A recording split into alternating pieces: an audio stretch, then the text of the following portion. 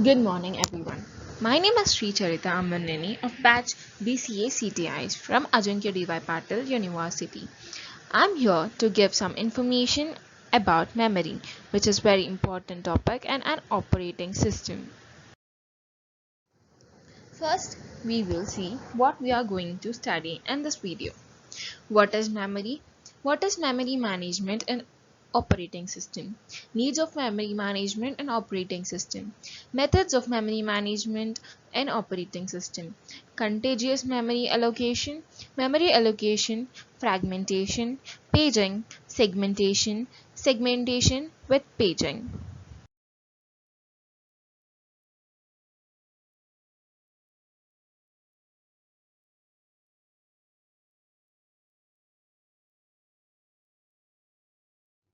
What is memory? There are many definitions for memory. It can be said as memory is the process of taking an information from the world around us, processing it, storing it, and later recalling that information, sometimes for many years. In simple words, like in a computer language, I can say memory refers to the process that are used to acquire, store, retain, and later retrieve the information. There are three major processes involved in the memory that are encoding, storage, and retrieval. There are two types of memories that are primary memory, in which RAM and ROM are there, and the secondary memory, which can be said as hardware and CD, etc.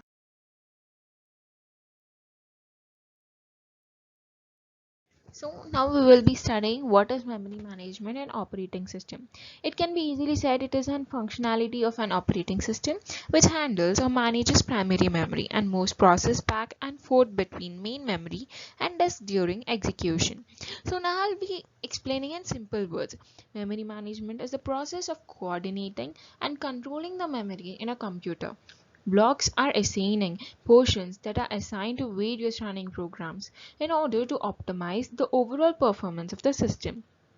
This technique helps in keeping the track of each and every memory location, whether the memory location is allocated to some process or it is free. This technique decides which process will get memory at what time. It also keeps the count of how much memory can be allocated to a process, as it keeps the track of everything, so whenever some memory gets freed or allocated and updated the status correspondingly. For easy understanding, let us take an example. Suppose the base is at 14,000, then an attempt by the user to address location 0 is located dynamically to 14,000. Thus, access to the location 356 is mapped to 14356. It is important to note that the user program never sees the real physical address.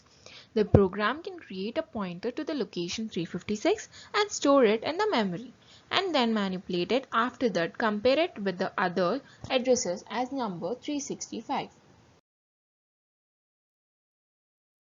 What is an actual necessity of a memory management and operating system? It is simple. It is a functional responsibility for managing the computer's primary memory. The memory management function keeps the track of the status of each memory function location, either located or free. This technique keeps the track of inventory memory when memory gets freed or unallocated, and it will update the status accordingly. This technique helps in placing the programs in memory in such a way so that memory is utilized at its fullest extent. This technique helps to protect different processes from each other so that they do not interfere with each other's operations. It helps to allocate space to different applications. This technique allows you to check how much memory needs to be allocated to the processes that decided which processor should get memory at what time. There are various methods, and with their help memory management can be done intelligently by the operating system. The involved methods in memory management are paging, segmentation, partition allocation, fragmentation, and swapping. What is swapping? An operating system. It is a mechanism in which a process can be swapped temporarily out of main memory to the secondary memory. It makes the memory available to other processes. Example, in programming, data may be swapped between two variables or between two people. In simple way, a process needs to be in a memory for execution, but sometimes there is not enough main memory to hold all the currently active processes in the time sharing system. So access process is kept on disk and brought into run dynamically. Swapping is the process of bringing in each process in the main memory, running it for a while and then putting it back to the disk.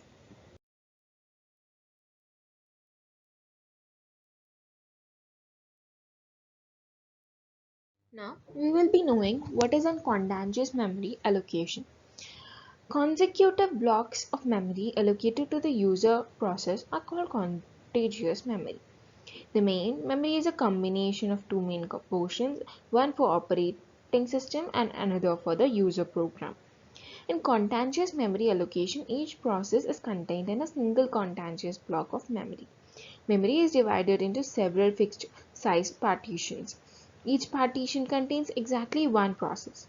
When a partition is free, a process is selected from the input queue and loaded into it. The free blocks of memory are known as holes. The set of holes is searched to determine which hole is best to allocate.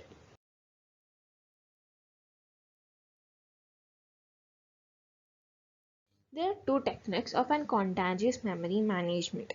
First one is fixed size partition scheme. It can be also known as a static partition. In this, the system divides the memory into fixed size of partitions. The partitions may or may not be the same size. The size of each partition is fixed as indicated by the name of the technique and it cannot be changed. In this partition scheme, each partition may contain exactly one process. There is a problem that this technique will limit the degree of the multi-programming because the number of partitions will be basically decide the number of the processor. For example, let's take an example for this.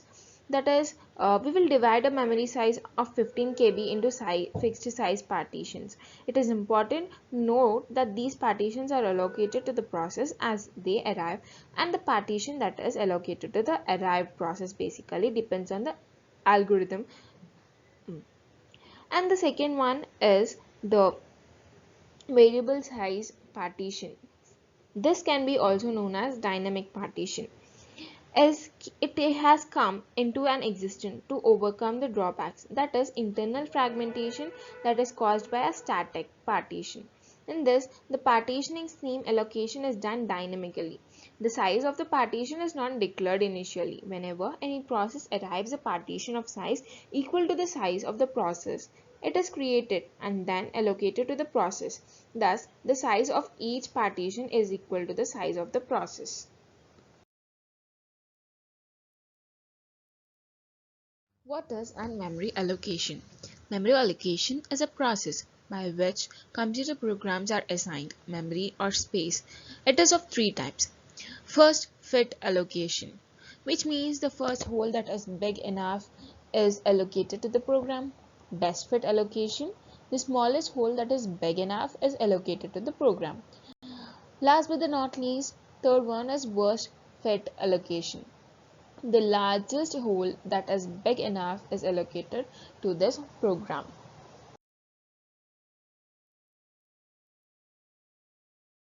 What is an fragmentation? It is an unwanted problem where the memory blocks cannot be allocated to the process due to their small size and the blocks remain unused. There are two types of fragmentations. They are like internal fragmentation and external fragmentation. In simple way, I would explain a fragmentation as it can occur in a dynamic way, dynamic memory allocation system when most of the free blocks are too small to satisfy any request. It is generally termed as inability to use the availability of the memory. In such situations, the processes are loaded and removed from the memory. As a result of this, free holes exist to satisfy a request but in a non-contiguous. That is, the memory is fragmented into large number of small holes. This phenomena is called as external fragmentations. Also, At times, the physical memory is broken into fixed size blocks and memory is allocated to the unit of the block sizes. The memory allocated to a space may be slightly larger than the requested memory. So, the difference between an allocated and the required memory will be known as internal fragmentation. That is, the memory that is internal to a partition but of no use.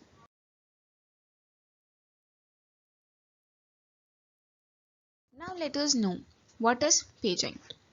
Paging can be said it is a memory management scheme that eliminates the need for contiguous allocation of physical memory. It permits the physical address space of a process to be non-contiguous.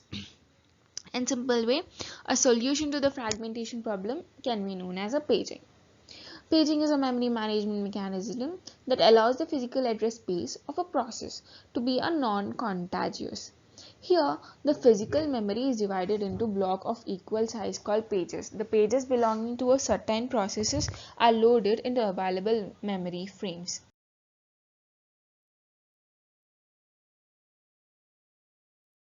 So now we are going to talk about segmentation. Segmentation is another memory management scheme that supports the user view of memory. Segmentation also the breaking the virtual address space of single process into segments that may be placed in non-contiguous area of a physical memory. In a simple word, we can explain the segmentation as a technique of dividing a process in several modules or sections, where the operating system keeps all the records of the memory location of the process.